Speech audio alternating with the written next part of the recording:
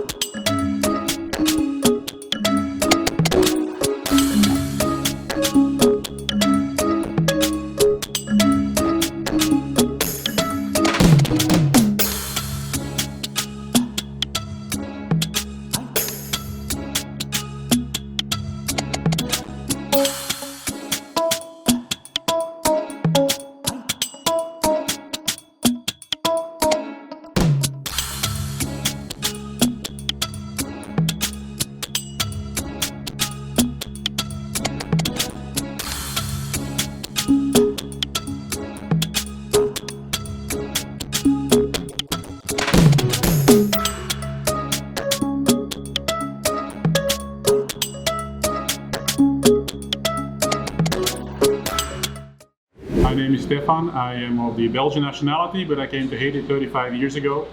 I studied as an industrial engineer back in Belgium and was sent to Haiti as a technician. I decided to stay. It's really great. I met my wife here. We got married. My wife insisted to stay. Our kids were born here. My granddaughter was born here recently. So I suppose after everything is said and done, I really immigrated here 35 years ago. And while I'm still a blonde on the outside, I know deep in my heart I'm a Haitian. I decided to permanently open the company Maxima. With some other European partners, we set up the company based on the fact that it's better to give people a job and give them an income and give them their self-responsibility and self-worth than to just try to come in as some missionaries do, nothing against missionaries, where they provide services for free. We figured it's better to provide a product, to put up a company that is self-sustaining and create jobs as the better way to help the country. Maxima started initially as a woodworking company, and the first thing we did is we started making caskets. We saw an opportunity in the market to produce local caskets. We quickly contracted the biggest funeral homes, and that's been an opportunity that has been existed over many years now, a very strong relationship, and we're still very, very proud of that. After caskets, we got into kitchen, figuring it's still woodworking. Well, it was quite different, but it did create an extra opportunity and a horizontal expansion of income for the company. After the kitchens, we started doing countertops. We're in quartz, we're in granite, we're in marble, we're in solid surface, and we figured if we set up the company professional, where we have really the right equipment and the right educated workers, it's much better to do it locally to provide the service than to get the imported service as it is right now, often with other companies from the Dominican Republic or from Cuba. After the earthquake, we started building shelters, and as we were the first ones in action, when President Bush and Clinton came to visit, they actually came to our yard, and some shots were taken there. So that means that we quickly were well known all over the organizational community. They came to us asking to buy shelters, and it gave us a big boost in business. Employed close to 300 people. Almost 200 of those were day workers, but yet we had 300 people in our work. Unfortunately, we had a big fire 2 years ago and part of our company burned down, where we're now again in the process of building up. We're back down to about 50 employees and about 10 people in upper management.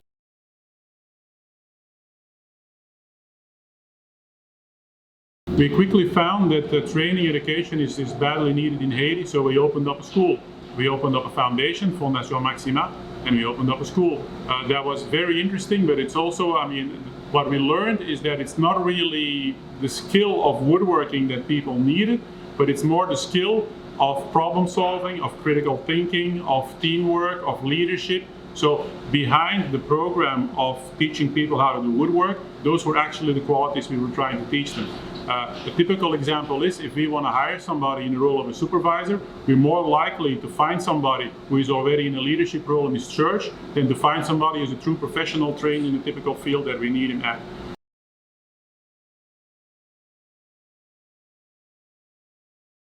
Service is given has been a great challenge to set up in Haiti. So it's an education of your workers and it's an education of your client at the same time on expectations and service. What we see right now as a challenge is that we really have to do everything in-house.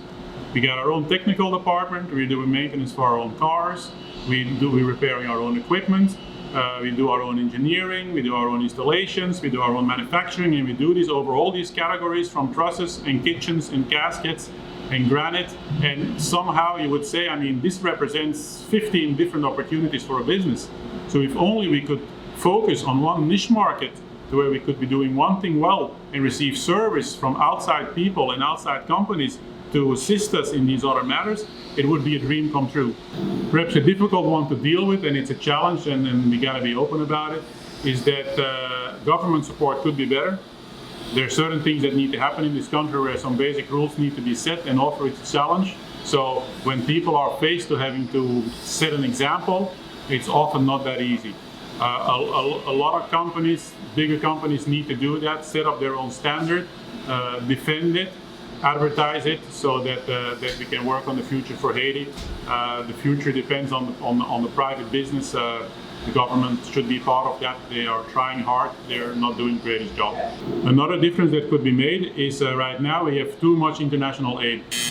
I regret to say that some business having a tough time because there's cheap competition coming in, free competition coming in, which doesn't allow local business to develop as they could, even though often at a local commercial standard, products can be better and cheaper than they could come from international aid.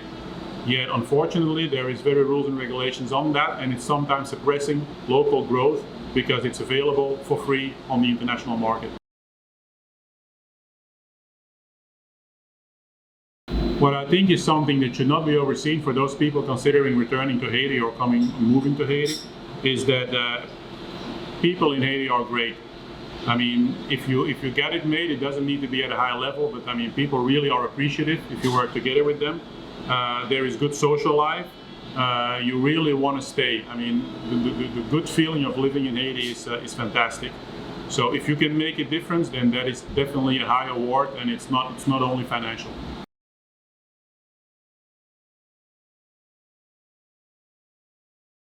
We are located in the Airport Industrial Park, building number 60, right near the airport, within 5 minutes from the airport. And of course, you can find it on Instagram, you can find it on Facebook. Please follow us, we appreciate that. We have a website, which is probably not the most up-to-date, but the better project you can find on Instagram and Facebook and even on House.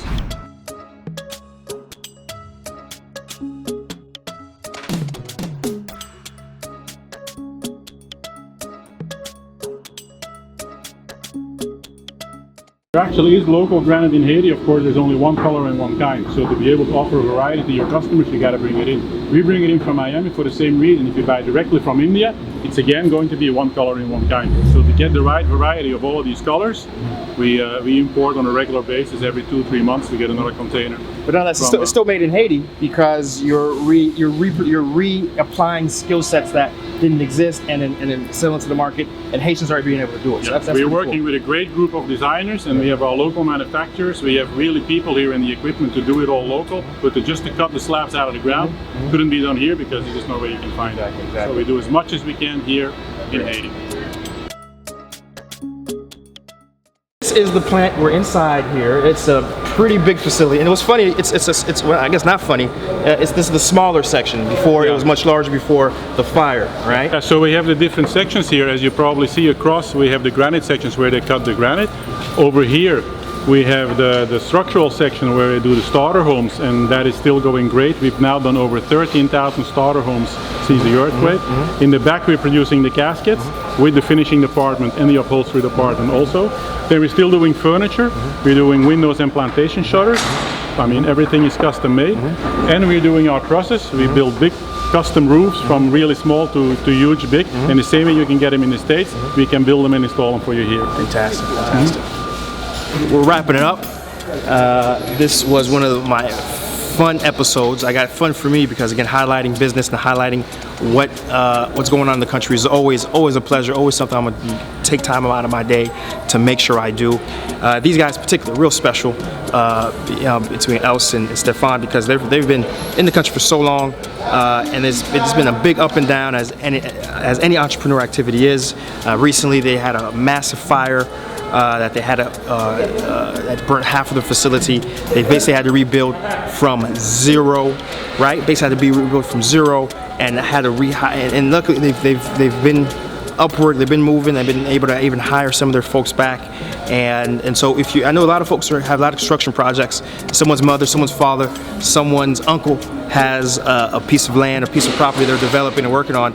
You know, keep Maxima in mind for whatever wood components that you guys are looking to do, from the countertops, from the roofs. These guys can do it. These guys can handle it. Listen, until we're back at it again, we'll be back at it again.